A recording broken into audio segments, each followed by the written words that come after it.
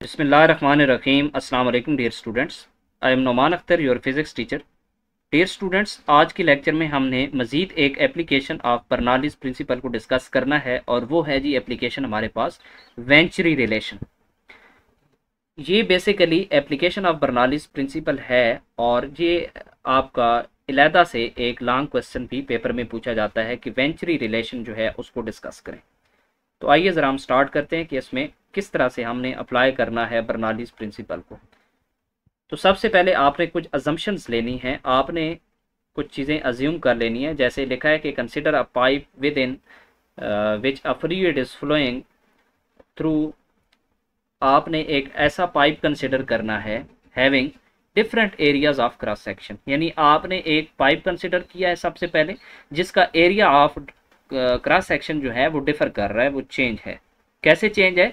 let A1 be the cross sectional area at wide end and A2 be the cross sectional area at narrow portion as shown in figure।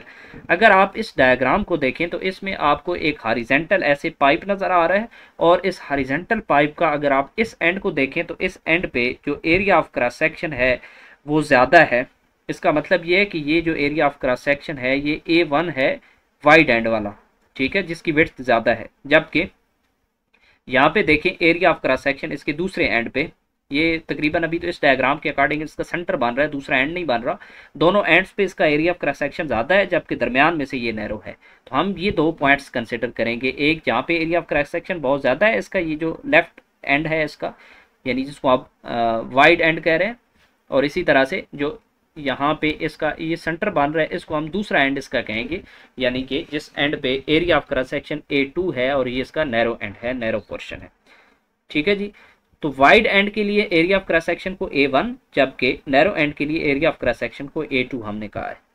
Suppose करते हैं कि velocities V1 and V2 और flow speeds fluid speeds at the wide and narrow portions respectively.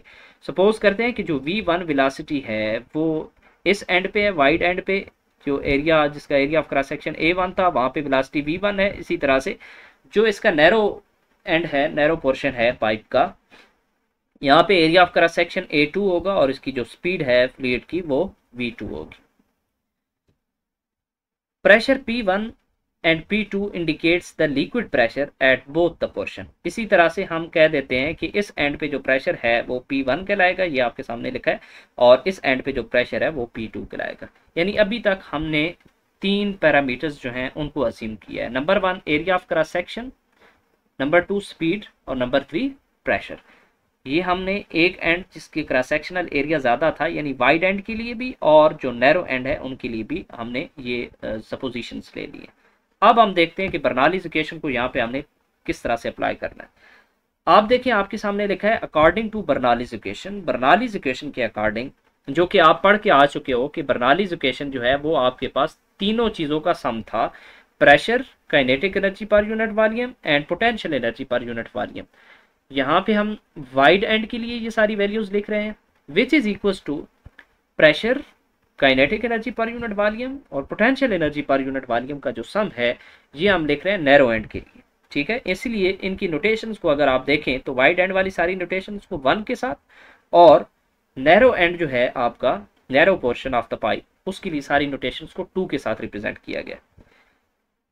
अब आप देखें, as the pipe is placed horizontally so the average potential energy is same at both places. यानी हम इस point पे area of cross section जहाँ पे ज़्यादा है और जहाँ पे कम है, इन दोनों पे देखें, ज़ाहिर है ये जो पाइप है ये हॉरिजेंटली पड़ा हुआ है तो इसकी वजह से पोटेंशियल एनर्जी, ज़ाहिर है एनर्जी स्टोर होती है due to change in height.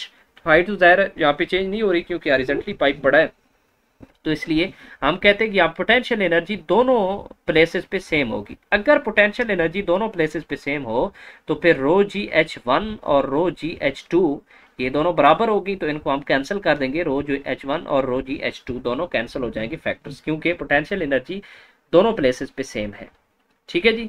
So बर्नौलीज़ equation becomes, फिर आपके पास बर्नौलीज़ इक्वेशन आ जाएगी P1 plus half rho V1 square which is equals to P2 plus half rho V2 square। अब नेक्स्ट आपने थोड़ा सिंप्लीफाई कर लेना है कि ये जो P2 है इसको मैं लेफ्ट साइड पे ले आया हूँ, P1 माइनस P2, और ये जो half of the rho V1 square था इसको मैं दूसरी साइड पे ले गई हूँ, राइट साइड पे। तो ज़ाहिर है इधर एडिशन के साथ था तो इधर सब्ट्रैक्शन के साथ माइनस साइन के साथ आ जाएगा। फर्दर आपने सिंप्लीफाई करना है, P1 minus P2 is equal to half of rho. आप देखें रो दोनों फैक्टर्स 1/2 और रो ये दोनों जो हैं ये दोनों आपके पास फैक्टर्स कॉमन आ जाएंगे, half of rho V2 square minus V1 square. अब यहाँ पे हम एक और अप्रॉक्सीमेशन लेते हैं, और वो क्या है कि as the cross sectional area A2 is small as compare to the area A1 as is clear from the figure. Figure से ये बात जाहिर हो रही है कि जो area of cross section A2 था वो कम था एज कंपेयर टू A1। सो यहाँ पे आपने लिखा है that is A2 is less than A1, so V1 will be small as compare to V2। तो फिर जाहिर है इक्वेशन ऑफ कंटिन्यूटी में आप देख चुके हैं कि जहाँ पे एरिया ऑफ क्रॉस सेक्शन कम होता है वहाँ पे स्पीड ज़्यादा होती है। तो इसलिए आप देखें यहाँ पे area of cross section A2 जो है वो कम है एज कंपेयर टू A1, तो फिर स्पीड V2 जो है वो ज़्यादा होगी एज कंपेयर टू V1, या आप कह सकते हैं कि V1 is small as compare to V2।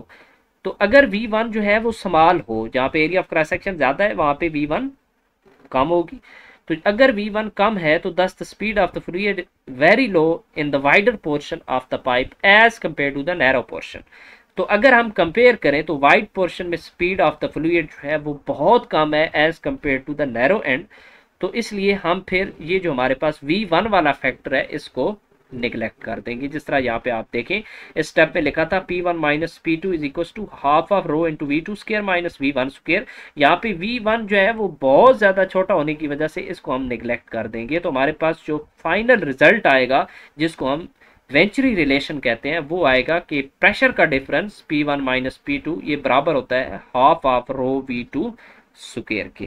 तो ये जो रिलेशन है फाइनली जिसको मैंने इन बॉक्स किया हुआ है इसको वेंचुरी रिलेशन कहा जाता है, और ये आपने फाइनल एग्जाम में इसको फाइंड आउट करना होता है अगर आपका वेंचुरी रिलेशन जो है एज अ लॉन्ग क्वेश्चन वो आपसे डिमांड करे तो। ठीक हो गया जी। This is known as venturi relation and which is used in venturi meter. ये वेंचुरी रिलेशन है और इसी रिलेशन की बेस पे हम इसको इस्तेमाल करते हैं वेंचुरी मीटर के अंदर। और वेंचुरी मीटर क्या होता है? A device use to measure the speed of the liquid flow. जहाँ पे लिक्विड फ्लो कर रहा होता है या कोई भी फ्लूइड फ्लो कर रहा होता है तो उसकी जो स्पीड को मेजर करने वाला डिवाइस है वो वेंचुरी मीटर कहलाता है। तो यहाँ से आपसे शॉर्ट क्वेश्चन भी पूछा जा सकता है कि वेंचुरी मीटर क्या होगा? A device use to measure the speed of the liquid flow. Liquid के फ्लो की स्पीड को मेजर करने वाला डिवाइस वेंचुरी मीटर कहलाता है, और ये बेस करता है बेसिकली वेंचुरी रिलेशन पे, जिसको मैथमेटिकली हम लिखेंगे P1 minus P2 is equal to half of rho V2 का स्क्वायर। तो स्टूडेंट्स ये था हमारा आज का लेक्चर। उम्मीद है आप इसको अच्छे से अंडरस्टैंड करने के काबिल हो गए होंगे। थैंक यू, अल्लाह हाफिज़।